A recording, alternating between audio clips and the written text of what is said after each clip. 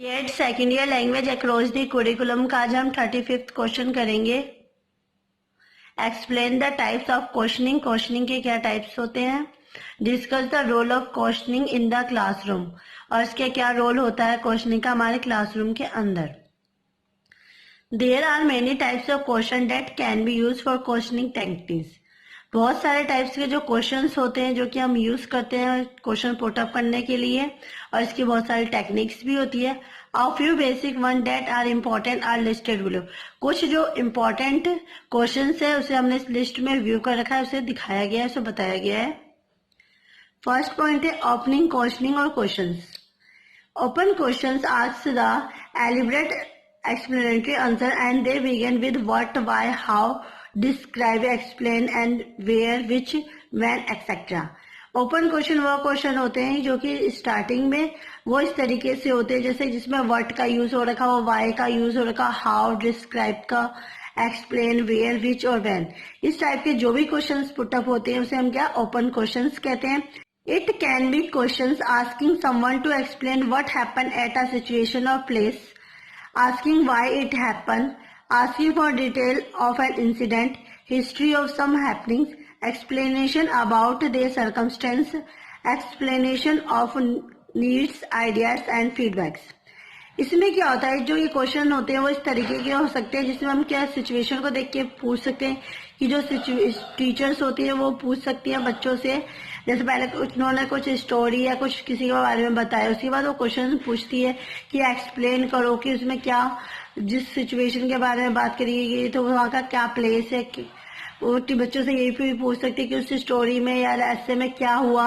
बच्चों से उसके डिटेल में इंसिडेंट के बारे में पूछ सकती हैं कि पूरी स्टोरी में क्या था, उसकी स्टोरी क्या है, उस स्टोरी में क्या हुआ, या फिर किसी के बारे में एक्सप्लेनेशन पूछ सकती है, उसके सर्कमस्टेंसेस के बारे में पूछ सकती हैं, उसमें किस चीज के आइडियाज की जरूरत थी, क्या नीड्स थी, क्या फीडबैक थी।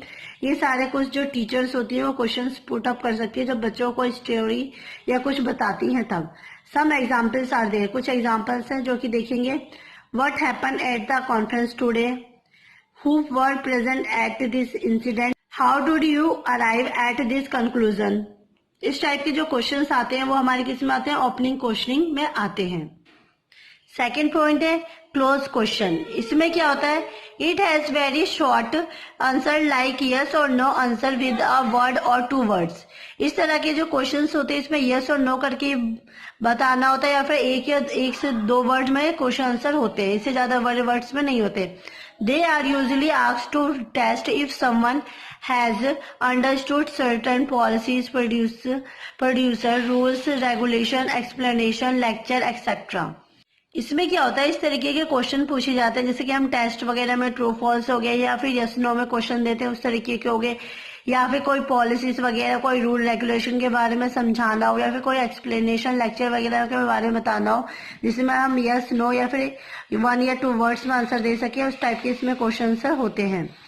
सम of the words use in close question are do, did, would, should etcetera. इस टाइप के में क्या होता है, उस तरह के वर्ड्स यूज होते हैं क्लोज क्वेश्चन में जिसमें आर वर्ड का यूज हो रखा हो, डू का, डिड का, वुड का, शुड का, एक्सेट्रा का।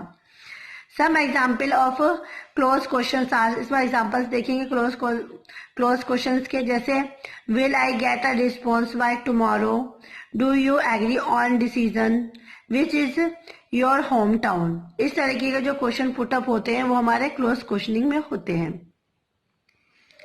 नेक्स्ट पॉइंट है हमारा funnel questions. A funnel has a wide mouth and gradually narrow at the bottom.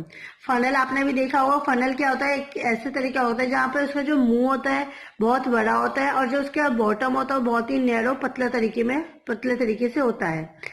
Similarly, you start with a lot of general question on a situation or incident and then narrow it down to one point to arrive at a conclusion।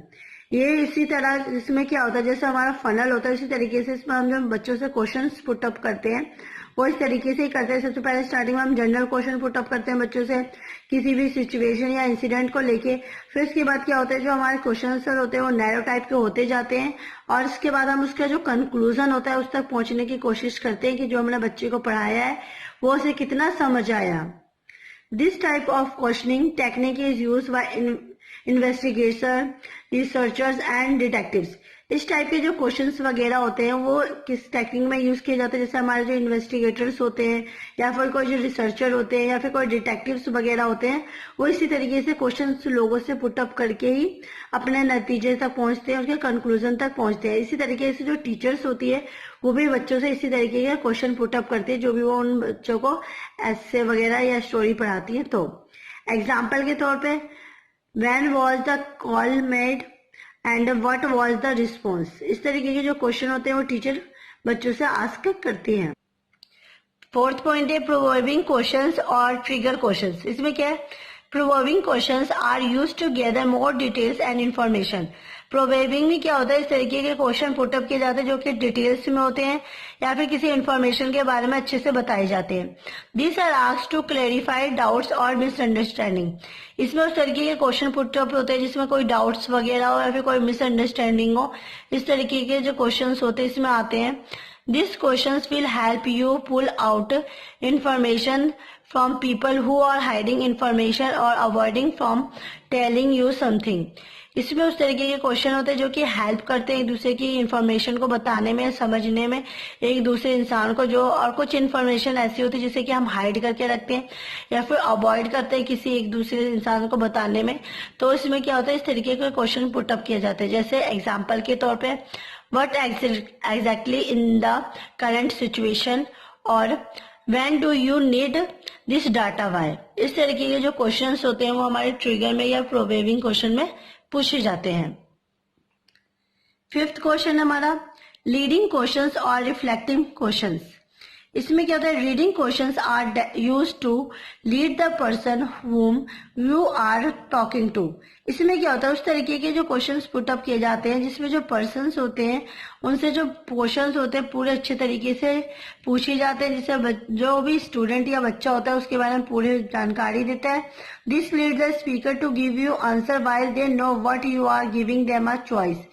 इसमें क्या होता है, जो भी हम जिससे question पूछते हैं तो उसे क्या स्पीकर की तरह उसे अपना सारा आंसर बताना होता है, ये भी जानते हुए कि क्या वो बोल रहा है, उसके बारे में क्या उसकी चॉइसेस है वो उसे जानता है या नहीं। मतलब उसे जैसे हम टीचर क्वेश्चंस बच्चों से आस्क करते हैं स्कूल में स्टैंड अप करवा के, खड़ा करवा के, वैसे ही इसमें बच्चों से हम क्वेश्चन पुट अप करते हैं। Some examples are, well I think this product look our suitable for your need, what do you think. इसमें ये पूछते हैं कि ये जो भी हमारा आइटम या फिर कुछ भी चीज है वो सुटेबल तो है आपके लिए, पर तुम उसके बारे में क्या सोचते हो। मतलब इसमें चीजें तो हम उसे दिखाएंगे, प्लस में उसकी बच्चों की जो सोच होती है उससे जानने की कोशिश करते हैं कि बच्चे इससे क्या चाहते हैं या फिर उनकी चॉइसेस क्या है, वो चीजों को किस तरीके से डील करते हैं या फिर हैंडल कर पाते हैं। What would you prefer A and B as they both have similar features. इस क्वेश्चन से आपको समझ पूरा आ रहा है कि इसमें क्या क्या गया है। नेक्स्ट पॉइंट हमारा सिक्स्थ, रेटोरिकल क्वेश्चंस। इसमें क्या है, it is asked to keep people and audience engage. ये इस तरीके का होता है जिसमें हमारे जो पीपल्स हो गए या ऑडियंस हो गया, इसमें सारे बच्चे होते हैं जो इंक्लूड होते हैं, जिसमें टीचर्स क्या होते हैं एक तरीके से ग्रुप में क्वेश्चंस पुट अप करती है। It also help think we creative come up with ideas. इसमें क्या होता है, जब टीचर बच्चों से क्वेश्चन पुट अप करती है तो जो बच्चे होते हैं वो चीजों के बारे में सोचते हैं कि इसका क्या आंसर होगा या फिर इसका हमें आंसर क्या देना चाहिए। तो इसमें जो बच्चे होते हैं वो अपने तरीके से दिमाग लगाते हैं और जो आंसर देते हैं वो अपने तरीके से देते हैं, ना कि उस टाइप का आंसर देते हैं जो कि उन्हें किताब में रटवाया गया है या फिर पढ़ाया गया है। सम एग्जाम्पल्स आर, एग्जाम्पल्स देखेंगे, is not this a fantastic offer, is not this work perfect. इस तरह के क्वेश्चन जो इसमें पुट किए जाते हैं। नेक्स्ट पॉइंट है seventh, clarifying questions. It is used to verify information. इसमें क्या होता है, जो भी हम क्वेश्चन वगैरह पुट अप करते हैं उसे वेरीफाई करते हैं कि जो हमने इंफॉर्मेशन ली है या फिर हमें जो मिली है वो सही है या नहीं है। वन द डिस्कशन और talk is over, you finalise things to confirm if that was what was discussed.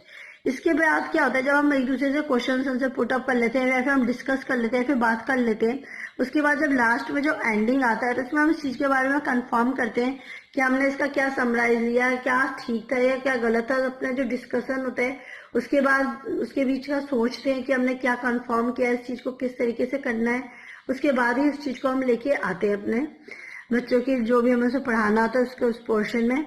Some examples आज एग्जाम्पल्स देखेंगे। फर्स्ट है, Am I right in confirming that the delivery will be in 3 days time? Or am I right in believe that you all understand what tomorrow is the last day for submitting your paperwork? इस तरीके के जो questions आते हैं हमारे clarifying questions में आते हैं, जिससे जो बच्चे होते हैं या फिर टीचर्स होती है वो अच्छे तरीके से जो भी इंफॉर्मेशन देनी होती है वो दे देती है, प्लस में उसके बारे में पूरी नॉलेज लेती है कि बच्चों को कितना समझ आया क्या नहीं आया, और उसको जो फाइनलाइज करके जो भी कंक्लूजन निकलता है उसको वो डिस्कस करके उसे कंफर्म करती है। ये सारे जो हमने पढ़े थे ये रोल्स थे, टाइप्स थे क्वेश्चनिंग के। आई होप आपको आज की वीडियो समझ भी आई होगी, इसलिए प्लीज मेरी वीडियो को लाइक कमेंट एंड सब्सक्राइब कीजिए। Thanks for watching.